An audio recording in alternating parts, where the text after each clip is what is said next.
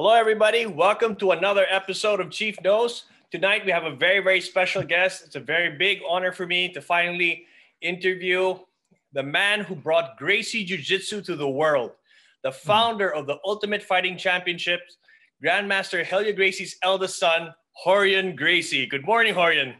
Hello, my friend. Great to see you. Thank you very much for the opportunity. It's good to be here. Yes, it's a very big honor for me to finally do this. I've been wanting to do this for years, like I was telling you earlier.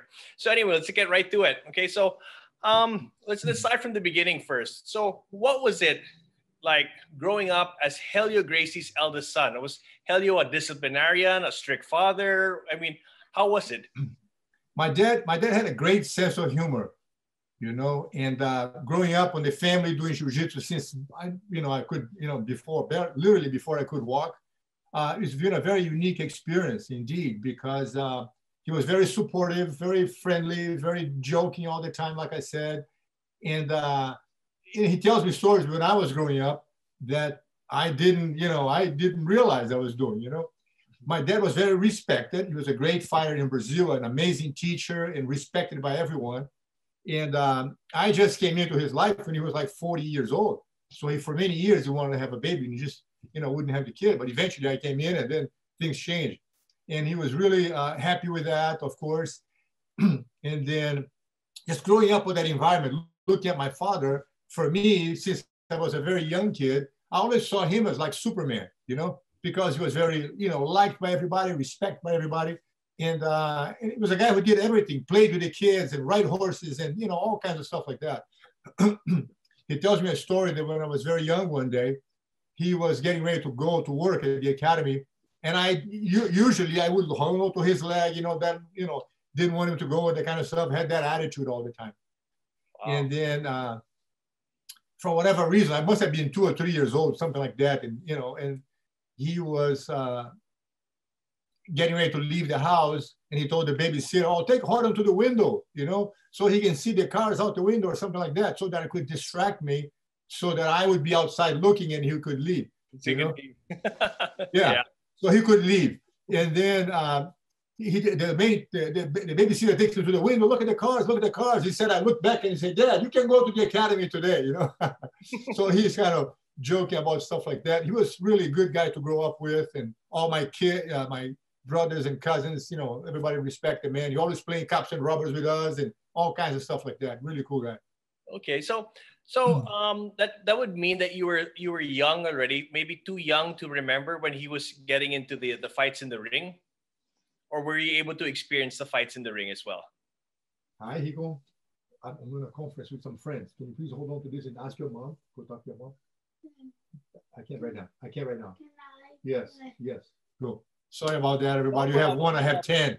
I know. No problem. We all have kids. Sorry about that. Anyways, I only saw my father fight one time. Okay. I never watched him fight because I was too young. Indeed, that's correct. He fought Kimura. I was still in my mother's tummy in 1951. And then he fought Valdemar. I was like 3 years old. I didn't have a chance to go to watch it. And then many, many years later, when I was 15 years old, my father had done a television interview on a program in Brazil, and talking about martial arts, and there were several martial artists from different styles. And of course, my father is talking about jiu-jitsu, saying that, how jiu-jitsu was the most effective form of self-defense. He's already 55 years old at the time. And then there was a capoeira instructor at the same program. And the guy said, "No, I think capoeira is much better, this and that. Plus you're over the age and this and that." Start kind of making kind of offensive remarks. Okay. And my father said, "Well, I think jiu-jitsu is better. If you want, I can have one of my sons or nephews or whatever do a match with you and show you how this stuff works." Mm-hmm. And the guy said, "Yeah, I want to do that, but I only fight if it's with you," the guy said. Oh, wow. Okay. Only has to be you. And my father said, "Well, I make this, nowadays I'm 55 years old and this and that." And the guy said, "Hey, are you afraid of me?" and this and that. So immediately, right on the spot, the scuffle started right on the set, in the studio. And the whole thing was a push and shove, the big thing happening. The first people broke that apart. Mm-hmm. But the announcer of the TV asked my father. My father said, "No, I want to fight this guy. I want to fight with him." So they scheduled for the following week an actual match between my dad, who's now 55 years old, And this guy who's like 28, 30 years old, you know, young, you know, not a very heavy guy, but, you know, definitely heavier than my father, but fit, you know, a capoeira instructor, which is spinning kicks. Guys, yeah, they're always fit, yeah. So Valdomiro Capoeira is the guy's name. So anyway, my father scheduled to go back to the stage, I mean, to the set on the TV stage, which was in São Paulo, Broadway. And this time I came with him. And like I said, it was the first time ever I saw my dad, you know, actually fight.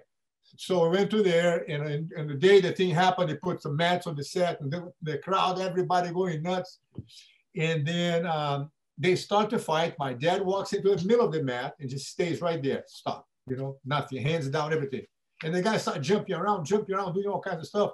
And eventually, as he gets closer to be able to reach my father with one of his spinning kicks, my dad jumps in, grabs the guy, tackles him, puts him on the ground, and ends up mounted on the guy. Okay. The man struggled. My father punched him on the face one time.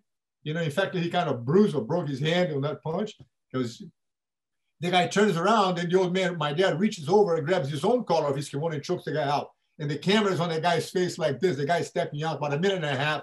It was just really wild and an interesting experience to, you know, to witness that. You know, I've never heard that story. Thank you. I know. I never told that story before. Save it for you.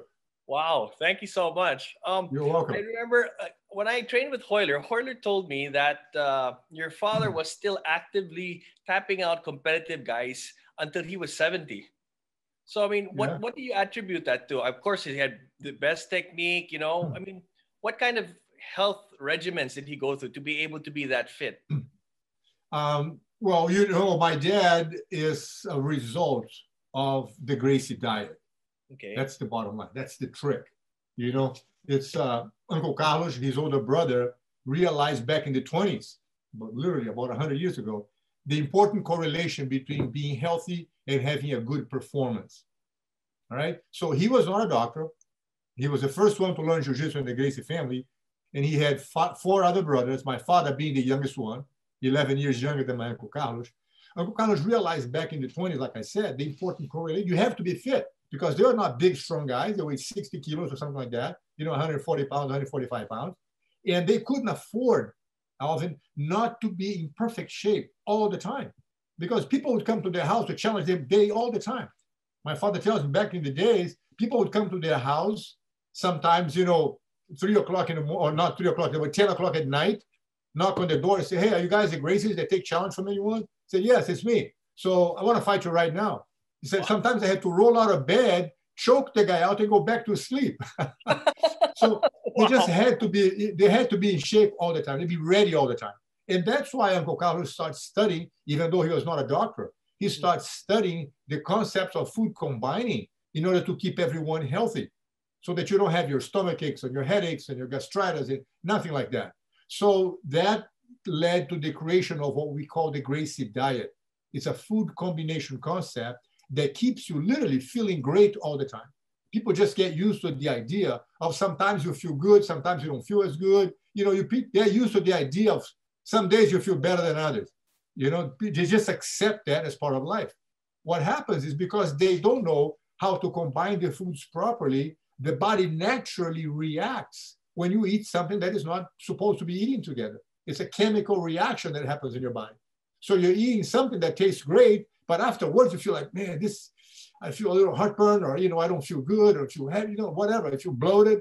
That's because the foods that you ingested literally cause a chemical reaction that is not reacting the way it should. On that note, by eating the foods that properly combine, you know, within your body the right way, you just feel good all the time. You know, if you go to the middle of Africa, in Uganda or whatever, and walk in there and go visit the gorillas, you know, cave or whatever, at, you know, 4 o'clock in the afternoon, he's going to rip your head off. If you go at 10 o'clock at night, he's going to rip your head off. If you go at 5 o'clock in the morning, he's going to rip your head. He's always ready. That's the trick.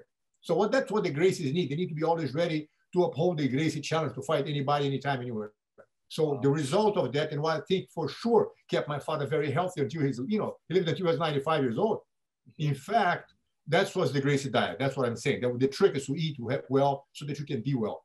Last time I saw my dad, he was 94 and a half. It was 6 months before he passed away. I went to visit him in Brazil, to his ranch. And he gave me a kiss and said, Rorion, let's go on the mat because I want to show you a new choke I'm working on. Hello, 94 and a half. Wow. I went on the mat with him and kicked my butt. So the bottom line is that that energy that you get from within is only a result of good eating habits. And my Uncle Carlos never wrote the book, but I did write the book, The Gracie Diet, you know? And then on that note, that's what I do. I promote and I talk about lectures on lifestyle. Of course, I still teach jiu-jitsu, but it's an excuse to tell people about a healthy lifestyle. So the Gracie Diet is what I recommend. Everybody should give it a try.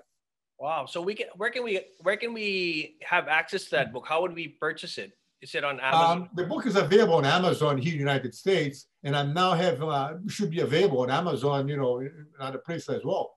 But if you don't, you and I should find a way to make the book available in the Philippines for sure, because it's not only it's a great lifestyle book. It's not a diet that you do in a restrictive. You can't do this and you can't do that. It just shows you how to combine. You can literally eat anything you want as long as you combine the foods properly. That's the trick. Knowing how to combine the foods, you feel good all the time. There's no such a thing as feeling good one day and better the other. I would love to. Yeah, I'll try it because, as you get older, you got to get all the tricks with you. Absolutely, yeah. And that's for sure. I'm serious. We should stay in touch because I want to make sure that you and I find a way to make this book accessible to everyone, Yes, definitely. Especially nowadays, with this COVID thing, everybody's locked up and you can't do anything. Everybody's just, we're all going to get COVID, I think. The question is, how is your body going to react to that?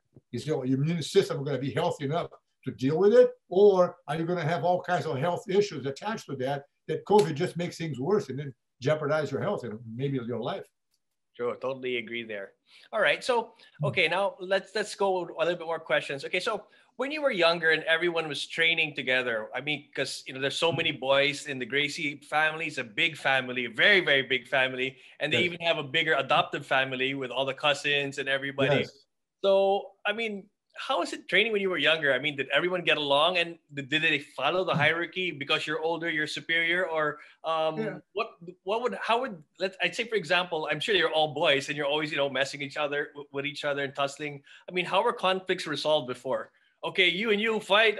How did it go? Well, actually, it's a great question. Number one, the family, like we said, is a lot of boys, There's a natural hierarchy from age, you know what I'm saying? And then the jiu-jitsu also plays an important part. And my father always encouraged that sparring, the training, the continuous sharpening of the blades. The old man was always pushing for that. Before we go to the beach in the morning, we go in the carpet in the living room and everybody would spar a little bit. And there's a natural, pecking order on that, of course. So resolution sometimes, sometimes, of course, things would get out of hand amongst the kids and we would have to fight. And just what it is. You sit down and you fight. And then finish that, let it fight, and then go take a shower, go play. The fight's over, and that's what happens, which is a natural consequence. There's a certain level of respect, and you fight, and if you win, you win. If you lose, and just move on. But the continuous practicing just kept everybody getting better and better as we grew older. It was just part of the everyday life. Wow, I can just imagine, though, all of you guys together that way. Yeah. So it was like everybody else, just doing what I have to do. Okay. You guys had to regularly defend the name of jiu-jitsu, like the videos we saw in Gracie in action. What age, as a Gracie, what age are you, deemed worthy of representing the Gracie name? Let's say, for example, I saw your fights in the Gracie in action. You fought the karate guys also. I think you were a little bit younger that time, where all of you were there in that video. Like, how I was a lot younger, man. Are you kidding? So, what age did they say, okay, Rorion, you're ready to fight for the Gracie name? What age were you when that was finally, Yeah, it's when you were an adult, of course. You're not going to put a teenager in there to do that at that point. Even though my father started fighting when he was 17 years old, But as soon as you feel that you're ready and you start, moving up and you're doing well, depending on the opponent, the old man would choose that to just kind of push you in. There's not a specific age that you say, now you're it, Okay. So whenever. Right. Royce did it at 27, when he started the first UFC and jumped into that, wild ride, Rickson was more younger than that. It was like 19 when he fought Zulu. So it depends. It depends on the situation and how well you trained how well trained you are. So in those videos, Rickson was only 19 when he fought Zulu. Yeah, the inaction, he was older on the second fight that you saw on the inaction tape, but he fought Zulu prior to that. I think he was like 19 years old or something like that. Wow. On the first fight. The one you saw in action was the second, he was 20 something. Oh, all right. Okay. Yeah. So, you know, you had such a beautiful life in Brazil, surrounded by family, you know, being the son of a respected father, growing jiu-jitsu. What motivated you to take a chance to go to the US, you know, unknown territory, to be, you know, to spread jiu-jitsu? I learned very early on in my life that all bad things happen for a good reason. You know, my older brother Holmes, and then who was a really, really tough guy, kept me on my toes all my life, by the way. Hollis was a year older than me, and just, man, was an amazing guy. Anyways, Hollis, he had come to the United States, you know, to visit some, you know, his mother in New York, and then he came back. And when he came back, he started telling me about the experience that was the airplane lifting off, you know. He's described it with so much excitement about the taking off, the lift off of the plane. I said, I got to try this. And then, so I kind of started teaching. I started teaching classes very young, when I was about 15 years old, teaching, you know. And I started saving money then. I had a little bit of money saved, and I came to the United States to spend a month vacation. And to save money, I stayed at the YMCA, you know, the cheapest place I could find. Yeah. And they say at the YMCA is not the safest place in the world. So as a result of that, I decided to leave my money and my return ticket with the receptionist at the Y. Okay. Gave him the money and the cash. And then a week later, when I went to get a little more money for my, you know, daily expenses and so forth, I found out that the receptionist had stolen my ticket and my cash. Wow. So I called the manager, and he said, I'm very sorry. I'm going to give you a couple of bucks to buy a sandwich, but I'm not buying a new ticket to Brazil. Like I said, my plan was to stay in America for 1 month.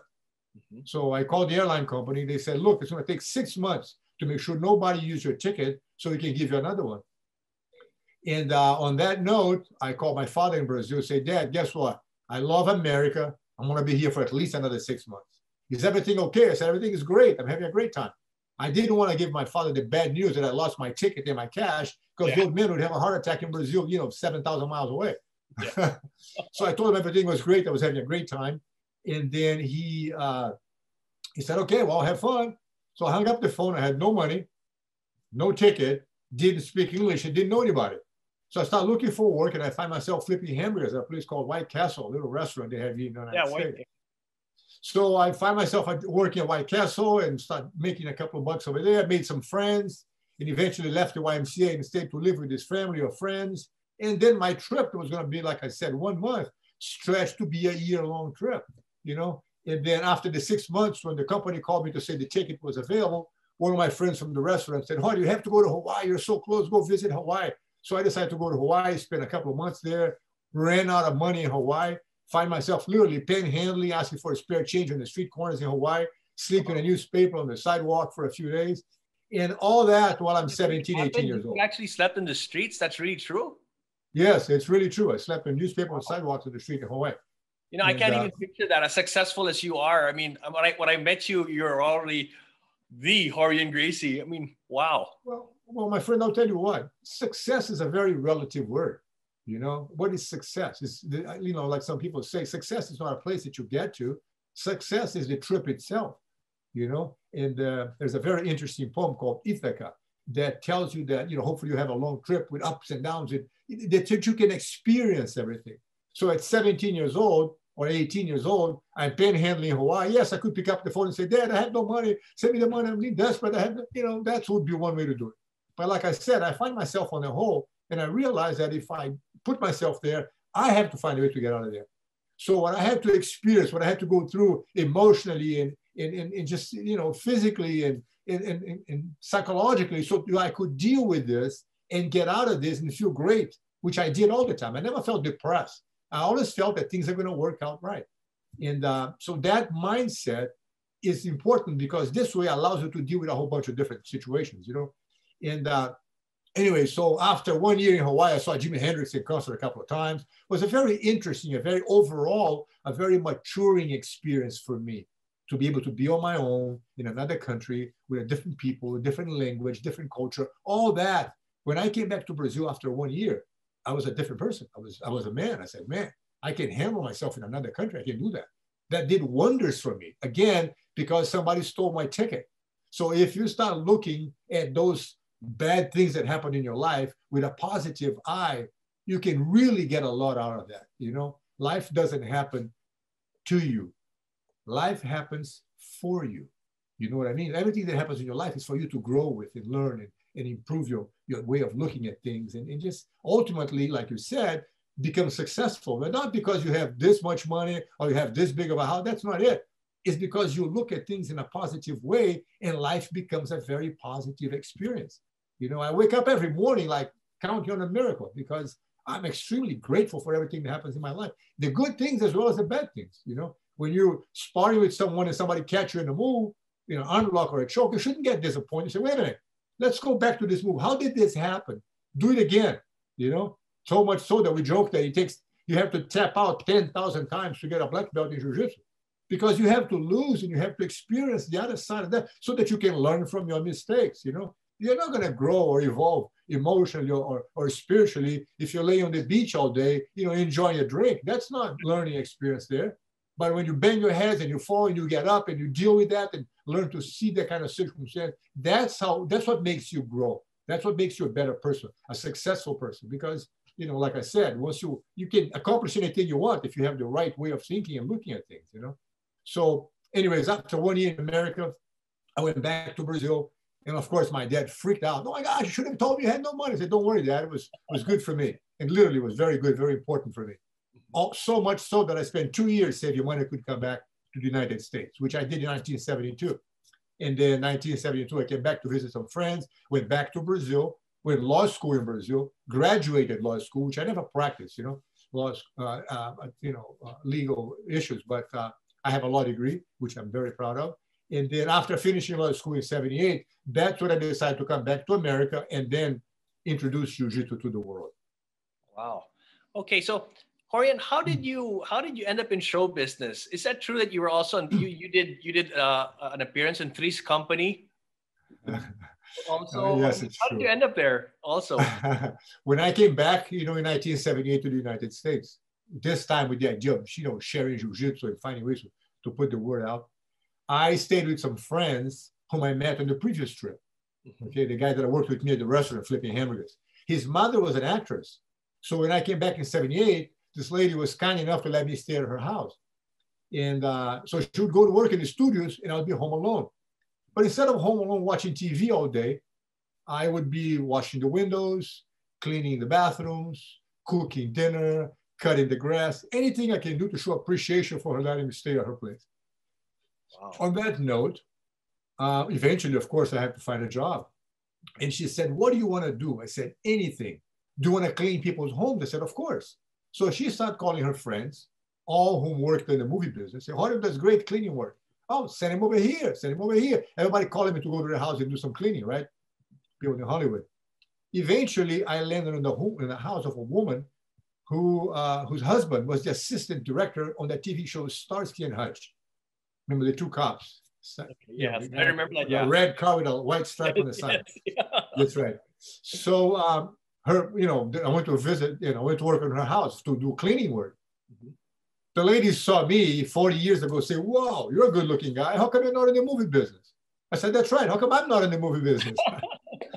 She said, why don't you take some pictures and my husband will take you to a casting office. So I took a couple of headshots and the husband took me to Central Casting and then I started doing extra work. Fantasy Island, Hill Street Blues, Heart to Heart, Quincy, Simon and Simon, all the TV shows that you saw during the 80s, I worked on them many times, hundreds of times. When the guys are landing the airplane on Fantasy Island, I was usually the guy, the local guy, with my back to the camera, who put the flower lei on the neck of the guest that would come in. You don't see me because I'm the back to the camera, but I'm the one doing that kind of stuff, you know?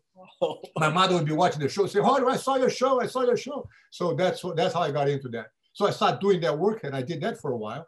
And some opportunities I had to do a little speaking parts as well. Three's Company is one of them. And then, but at that same time, I left a lady's house, you know, my friend's mom, and then rented a house with some Brazilian friends, and then put some mats in my garage. So I would be working in the movies 5 days a week and teaching class on the weekends. And the busier I got on the weekends, the less I would be working on the movie so that I could stay busy all the time. So eventually I just kind of stepped away from the acting altogether and just stuck to teaching jiu-jitsu. Because I'm an actor, but I'm an actor on the stage of life. So that's what I'm at. So that's why jiu-jitsu, you know, started that way in America with classes and so forth. That's beautiful. A beautiful stories. Thanks also. Thanks for this. This is great. You choreographed Lethal Weapon, right? The fight scene, the last fight scene of Mel Gibson there. What was it like teaching Mel Gibson the triangle choke? I'm sure, you know, nobody really knew about jiu-jitsu then. Was he like, what kind of a submission is this? I mean, you know, when you did that last part, when Mel Gibson did the triangle choke. So what was that like? Mel Gibson is a good guy. He's a professional actor. Of course, doesn't get any better than that. And the guy is as a good actor, he's very focused in learning the right thing. So teaching Mel Gibson is like teaching anybody else. You know, not because it's Mel Gibson, you teach him differently. No. Now, the circumstances require that we did it under, you know, water pouring in our heads. He had to do shirtless on the grass. I mean, there's this discomforts that come with the acting of the movie, which he did very well. You know, add a lot of reality to the whole thing. But the move itself, we know the move. I mean, you have done, I guess, the triangle choke on my neck a few times yourself. So bottom line is that it's how you teach the person. Everybody does it. And what happened is that during the filming of Lethal Weapon, I was an extra, you know, crosses on the background. And I had a match against a karate champ here. And one of the production assistant guys had seen my fight. So when the director asked, hey, why is Mel Gibson a lethal weapon? What's the best kind of fighting there is? This production assistant who saw my fight with the kickboxing champ said, hey, the best thing there is Gracie Jiu-Jitsu. And we have a guy here, one of our extras, who is the only one in the country who teaches this.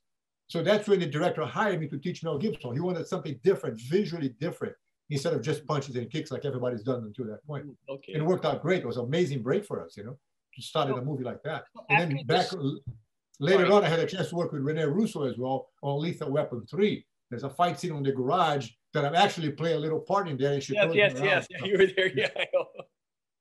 So, all right. So when did the Playboy article, when did that come out? Did it come out before that or right after that? The one where we made a challenge for the Gracie Challenge?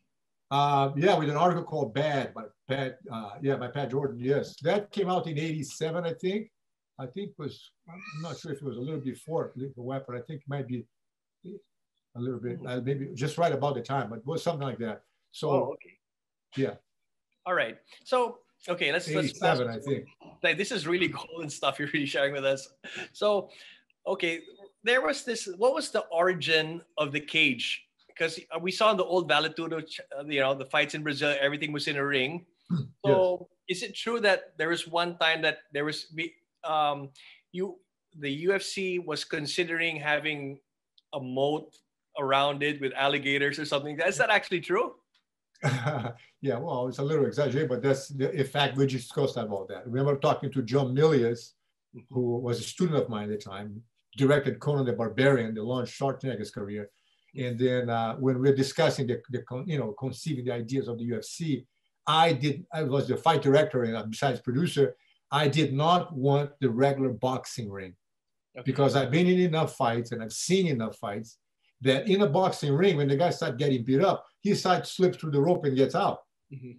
I did not want to make that possible for the competitors in the UFC. So what happens is, you know, I remember going to Sony Studios one day discussing with John Milius, who was the creative director for the thing. I said, we can't have that. And jokingly, we said, well, what if we make an electric fence? That if I didn't want the guys to run away. I want the guys to go into the place to fight and stay there.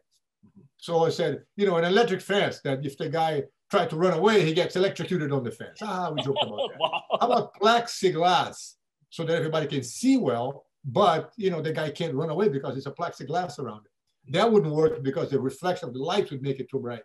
You know what I'm saying? Plus the guy hits the head in there and breaks his stuff. So he said, I want a moat with alligators or piranhas or alligators, you know, or sharks, you know. So those are ideas that we bounce around back and forth jokingly. But the bottom line is that eventually we settled for the idea of the cage, and it turned out to be amazing. I did not want a square like a boxing ring because I didn't want the fighter to get stuck in the corner. This is why I ended up with the idea of the octagon, kind of a rounded thing, so that there would be no corners for the fight to be stuck in there and not be able to get out. I want to make it as fair as possible.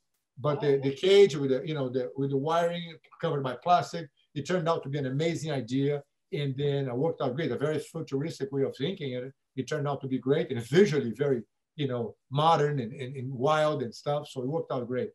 And it was aesthetically pleasing also. It was something different right away. Something different, yeah, absolutely, yeah. It's beautiful. Okay, so when you were doing the first UFC, I mean, how did you source the fighters? I mean, this is something unknown to the Americans.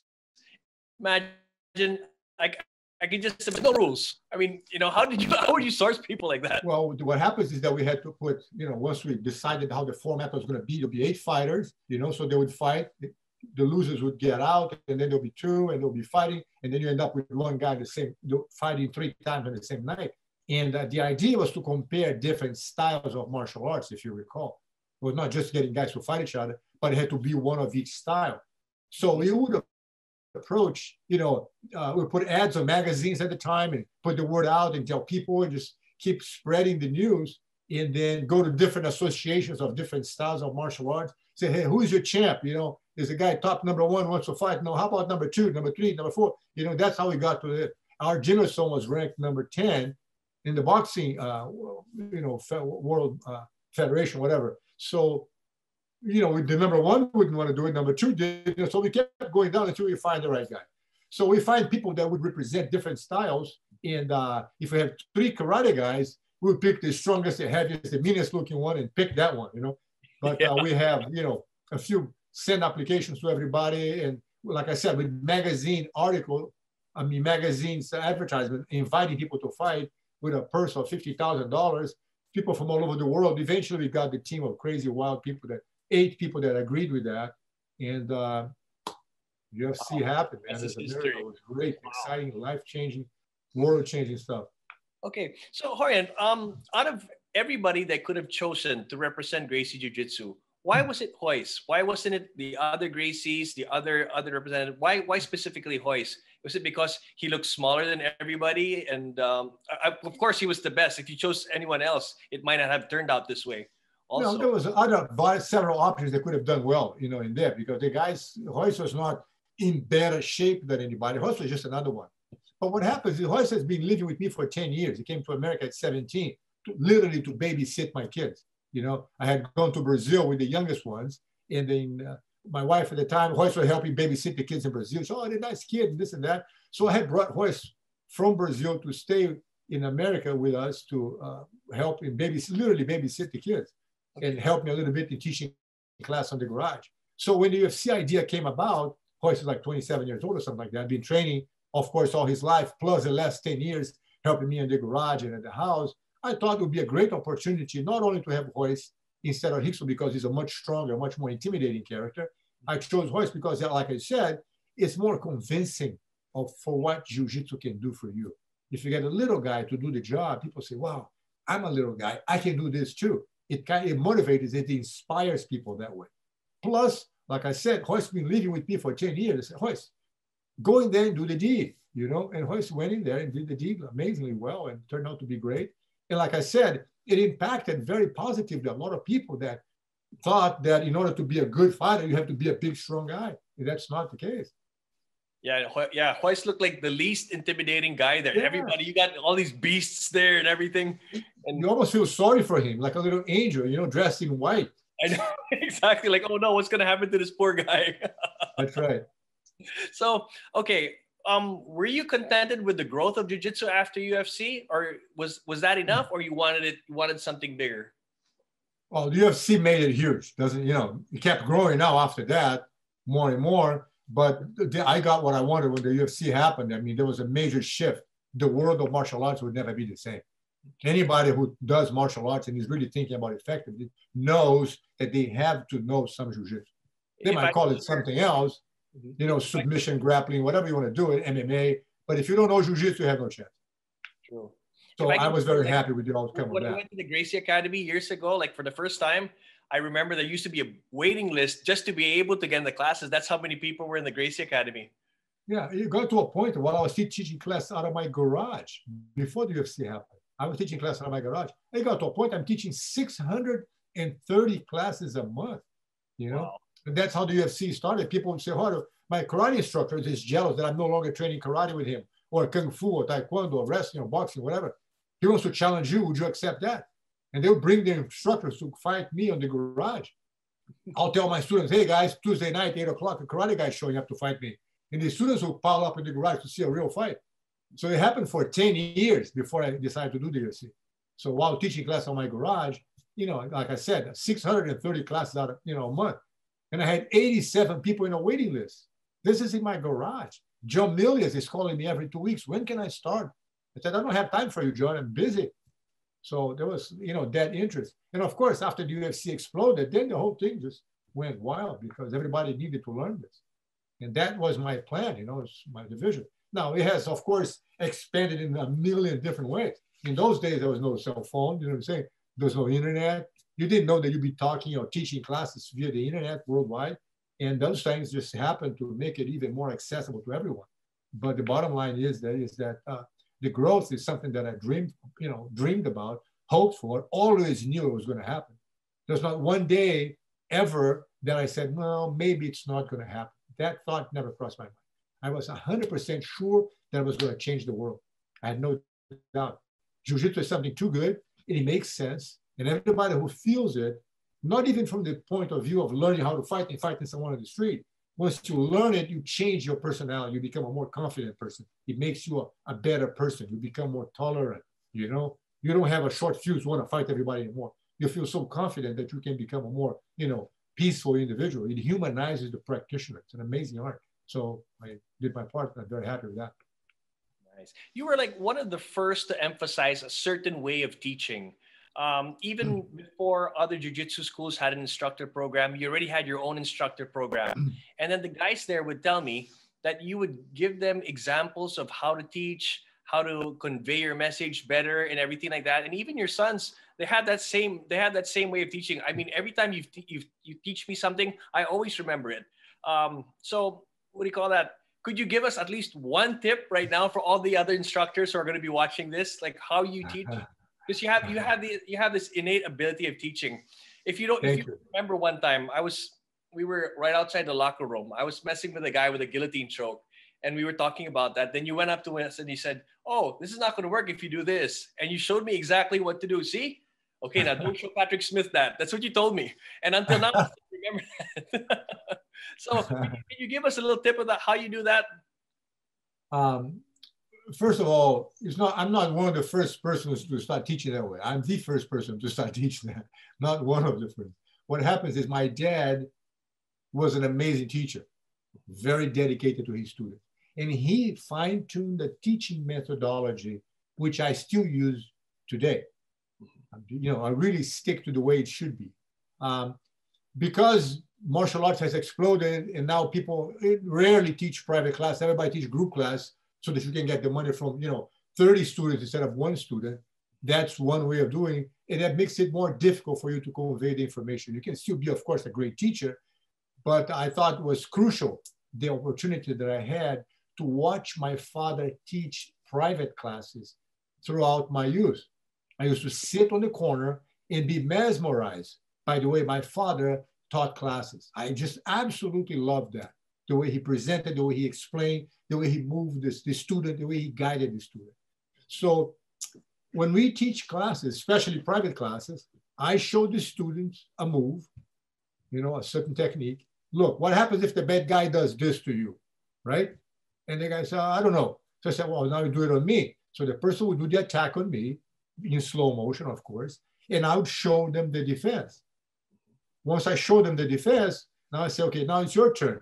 And then I do the attack on him, and I would kind of walk him through the move again, and once again, and once again, and once again. So the guy I would kind of move him into that situation, on that action that he needed to do to perform the defense correctly countless times, over and over and over and over. So for example, in a class, I would show the student 3 moves, okay? 1, 2, 3. He does the move several times with me. Okay. The next time he comes back to class, I would review these 3 moves and add 3 new moves. The next time he comes to class, I would review, of course, because it's a review, he already learned the 6 moves already faster, and then I would focus on the 3 new ones.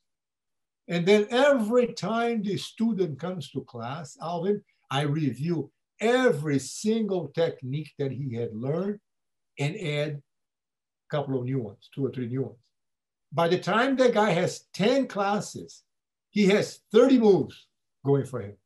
Wow. Now, the first 27, he goes very quick because he already, every time he comes back, he does it. What that does is that process conditions the reflex of the student. So every time you do it, he just responds. He's not thinking anymore. After a while, it becomes second nature. Like if you're driving a car and a little kid goes across the street running after a ball, if you have to think about which one is the brake pedal, you're going to hit the kid. But because you have done it so many times, you develop the conditioned reflex to step on the brake without thinking. That's what you need to do for your student, for a student's benefit. So when I teach a class, I'm not showing the move for the student to understand. When I teach a class, I make the student execute the, I want him to execute the move. I don't care if he understands or not. If somebody grabs your neck to squeeze you and you get out, done. How did you do it? I don't know. I just did it. That's what I want. I'm not teaching his mind. I'm teaching his subconscious to execute the move. And that takes a lot of patience, takes a lot of love for the student because you have to do that thing over and over and over. It's a lot of work. So it's a very unique and a very distinct way of teaching. So that's the core of the thing. And of course, you have to know the technique well inside and out so that you can reverse the position. Because one thing is you shave yourself in the morning. The other thing is you shave someone else. You're going to cut his neck. So it changes. There's a little change of positioning there that's required. That someday I want to put this program out there for teaching people how to teach because it's a very unique way of teaching, like you said, and it can really impact the students in a very positive way. And only the people who really train under you will understand what I'm saying right now because I don't know how to convey it. I don't know how to really say I know, but it doesn't exist. That's what I'm saying. This kind of stuff can't be lost, And I saw my father doing it. I am, as I know, the only person who teaches that same exact format, and I don't want it to die when I die. So eventually I'm going to have to put this program up there, make it this course available. Speaking of which, before I forget, I'm on a process of releasing a little course, I guess, if you want to call it a program, called the Gracie Week. Okay. All right. The Gracie Week is going to be 1 week's worth of talks, and stories, and examples, and good, comfortable message for anybody who wants to participate on that. It's absolutely free, and I'm going to have 3 days during the Gracie Week in which I'm going to share some really interesting, unique stories, and I think people are going to enjoy that very much. Oh, anybody of your audience who might be interested in getting information about the Gracie Week should go to my Facebook, Rorion Gracie, or my Instagram, Rorion Gracie, and send me, the message or whatever they can, send me their email so I can email them information on that, about the Gracie Week. Like I said, 100% online, 100% free, and there'll be some very interesting stories that we're going to discuss, some amazing experience in there. I think people are going to enjoy that very much. So go to Rorion Gracie Facebook or Rorion Gracie Instagram page, send me your email so that I can, Rorion, I want to participate in the Gracie Week. Here's my email, and I'm going to send you guys some information on that. Yeah, I'll do that. I'll do that right after this. You heard that, guys. I'm going to. So anyway, okay. So, I trained a lot of times with your sons, Rorion and Henner. Okay. There's 1 year, they were like little guys running around the academy, running into the lockers, running into the chest where you have all the drinks. And then after that, I come back after a few years, they're like giants already. And then, we'd roll. Even Hoist even brought Rorion over here to the Philippines. If you remember years ago, Rorion went here with Hoist to train with us. Okay, so how did you make your sons love jiu-jitsu? Because, every father who does jiu-jitsu wants their kids to do the exact same thing. But nowadays, with all these gadgets and all these distractions, it's so hard. Yeah. You saw my kid coming here a few minutes ago. Dad, can I play with my computer and video games? It's crazy. I guess the times have, in a way, changed and become a bigger and bigger challenge because now you have so many things pulling the kids' attention away. is on the phone, is this and that. It's very difficult. Those boys, for example, they just grew up with me while teaching class on my garage. The game was just to be around. So when I opened up the academy, they just kind of fell into it, you know? So it's just, I guess, a natural thing. My advice to the parents, however, who appreciate jiu-jitsu and want their kids to do jiu-jitsu is, number one, don't force the kid to do it. You can't force it. You have to take it at play. It has to be a game with the kid, you know, which I do with my kids, all of them. They play a little bit, and I stop the game right before they say, Dad, I don't want anymore. My rule of thumb is to do it for as long as to do the class with the kid, pretty much close to their age. So if the kid is 5 years old, you can't do more than 5 minutes. Don't try to teach a move to the kid. You know, it's while you're watching TV, when the commercial kicks in, you play with him, you head him on a headlock, hey, show the move, walk him through the move, and now go something else.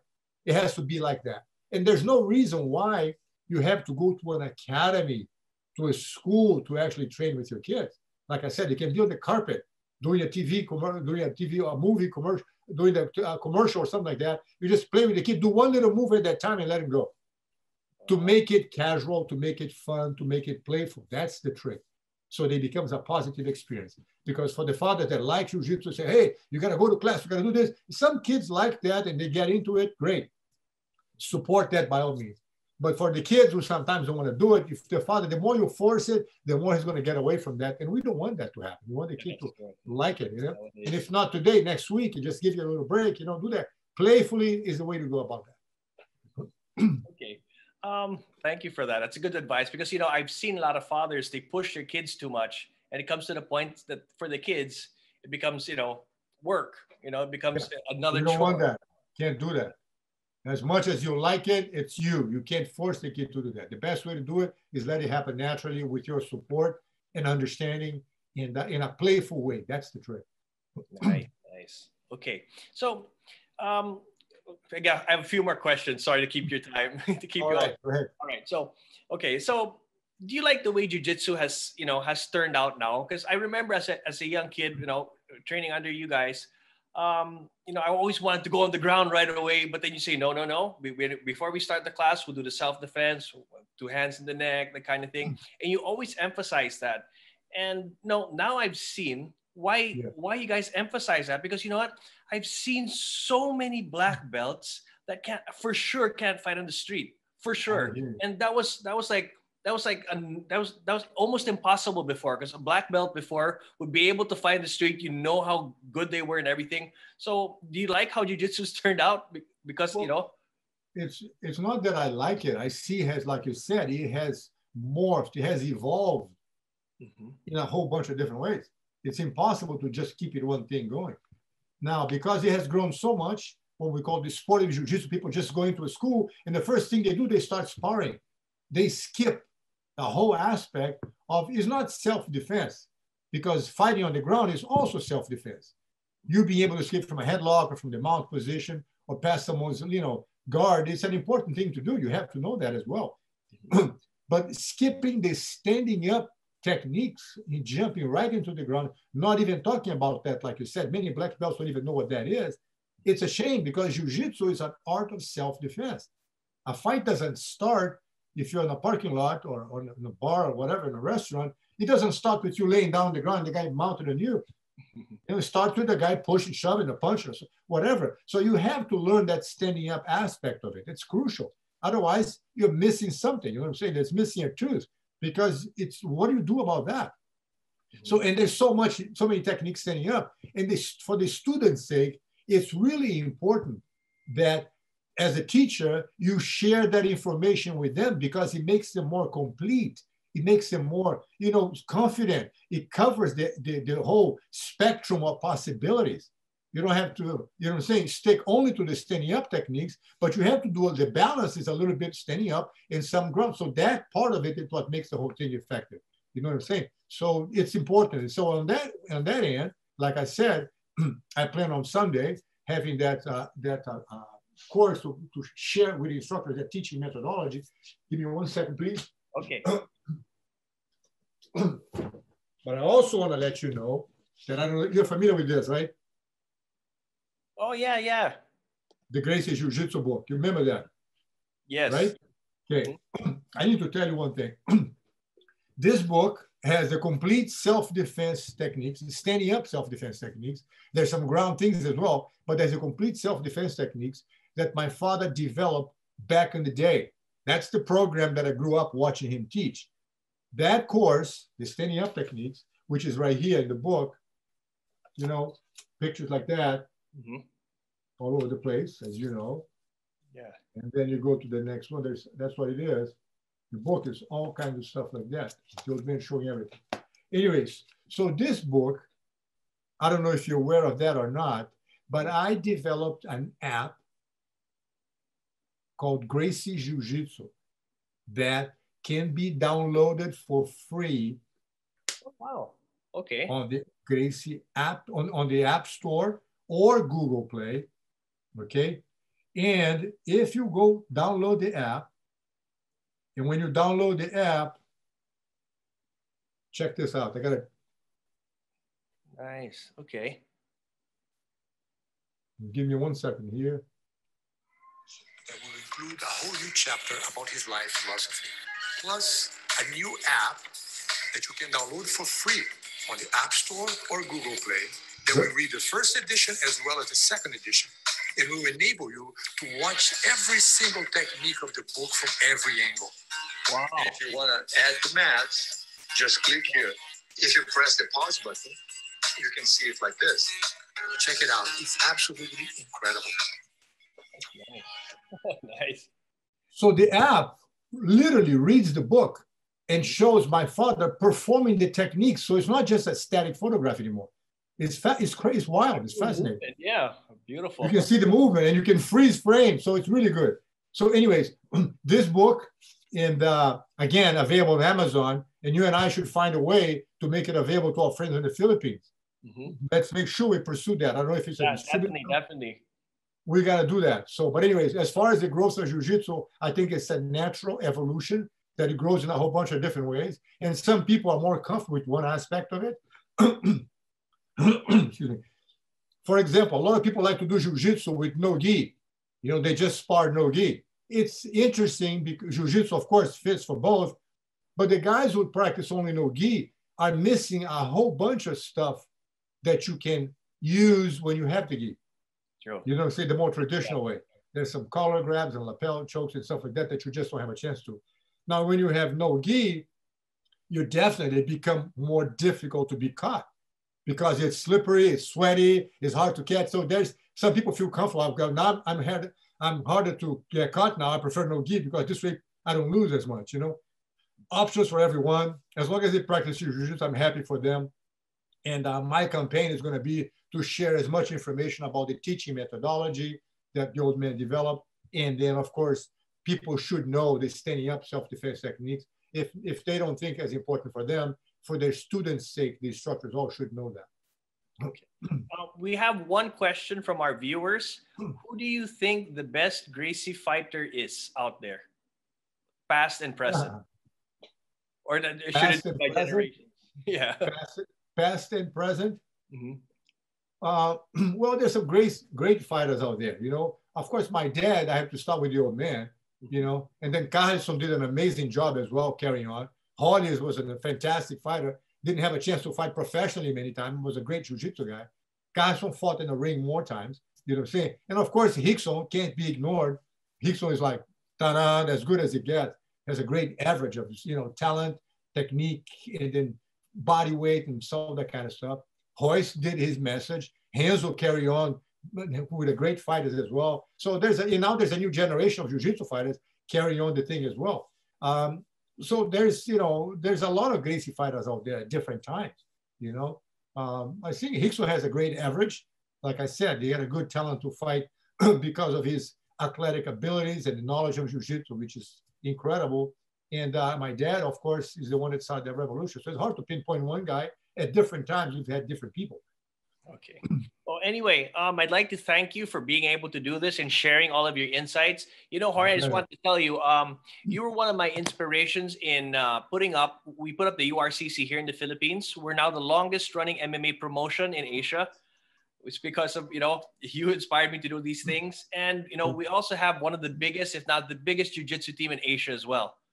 So if you go here, we have like 36 chapters. So, you know.